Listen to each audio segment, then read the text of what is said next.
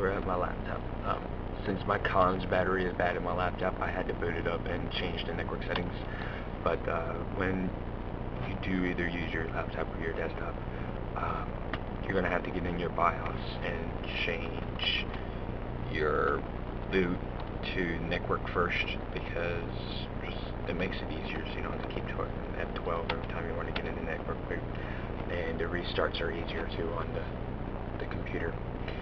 And this should automatically go right into network, and it will. And it'll load DHCP and look for my server, which is the router's IP, so it should find it, and it did. And by program on that server it says F12, but I didn't hit it quick enough, so let's do this again real quick. Takes a second. Now it's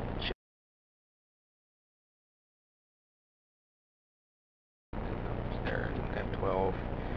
Now this should get into the booting part of this. And if I jump back over to the other screen here, while this is going, I'll show you what it's doing on the server.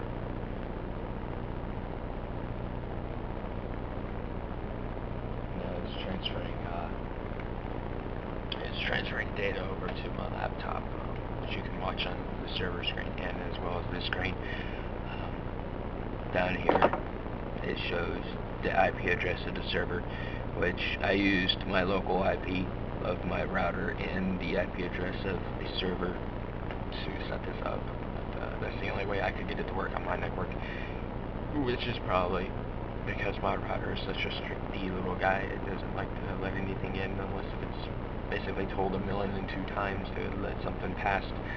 So I'm also running it through a switch here too, so the computer is being run through a switch as well as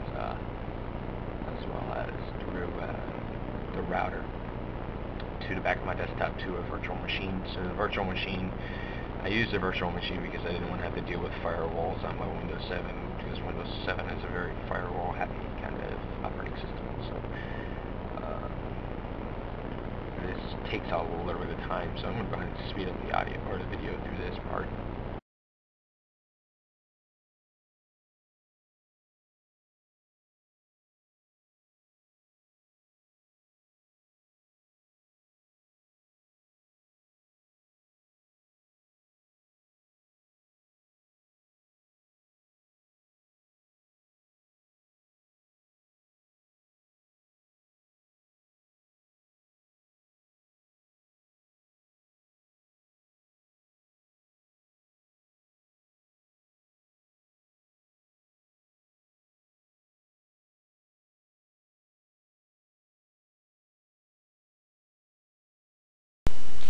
Alright, so I'm going to let my cam studio here do the recording of my voice, because my camera likes to hum while recording audio. So let's go ahead and do this part. The command for this, will be down in the video description, or if you're watching this on the site, it'll be below the video, and a link. I'll put a link to another page. So all you have to do is just click on that, and it'll bring up how to set this first part up, and it'll show this in there. So let's go ahead and do net use, and Y drive is just the letter of the drive that you're giving to, when you're giving the map to drive, this letter. And then you just type the IP address out of the server if you're using a server, or the Windows machine that you're using. If you're using Windows XP, remember you gotta clean the firewalls and let the firewall be down for this portion of the video. I used D as my share, so that's the share. Now if you're using a server, it's home or whatever your domain name is. So if you're using a school and it's just like classroom, you'll type classroom, just the domain name. So not the entire, like if you're using local.classroom, don't use local.classroom, just use classroom. And that's what I'm doing here. And then administrator, or the account that is currently logged in that you're hosting, or you're currently running the program on. So I'm using, administrator on my server as the login user, and then the password. Of course you can't see that. Now the command completes successfully. Alright, I'm in the Y drive here. I typed something wrong. It's set up, not start. So setup would be what we want to do.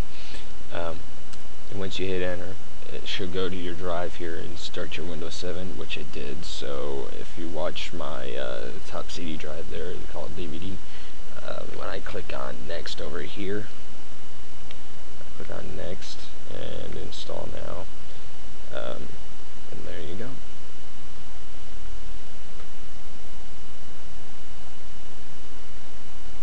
And my laptop screen is cracked on this side, so I only got a half of the screen to use, but it works.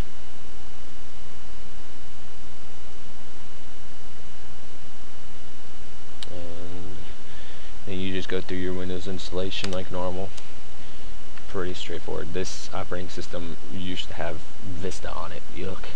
So I'm just going to create a whole new drive there. I've already formatted before, so this is now copying Windows files right over my connection here. So that's pretty much it. That should be what you need to do to get your Windows 7 there to or your blank hard drive on your laptop that doesn't work to actually start working for you. I want to show you this switch, the way how much is blinking the transfer here, transferring data between the two connections, which doesn't, it's not that much, so it's not going to bog down your network that much. But if you do have a very slow network at your house, I advise getting a switch and just connecting the back of your desktop to, or the main computer to the back of the switch, and then right to the laptop, and so that way you don't have to go through your firewall or your router or whatever. But you're gonna have to do more IP finding that way. But this should work. So let me know if you need any help. Send an email or get on the forums. I did a forums page now, so forums page should pretty much be able to help you cover that issue.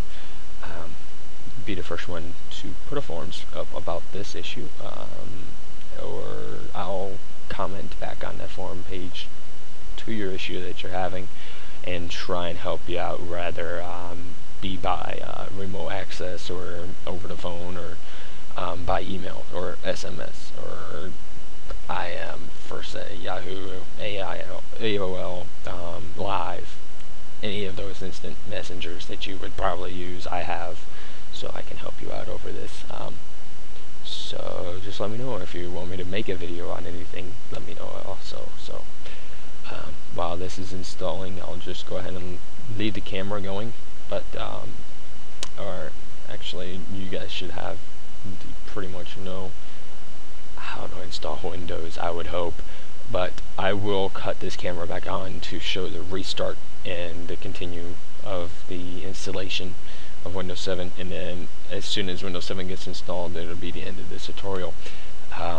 So this should be pretty simple for y'all. Alright.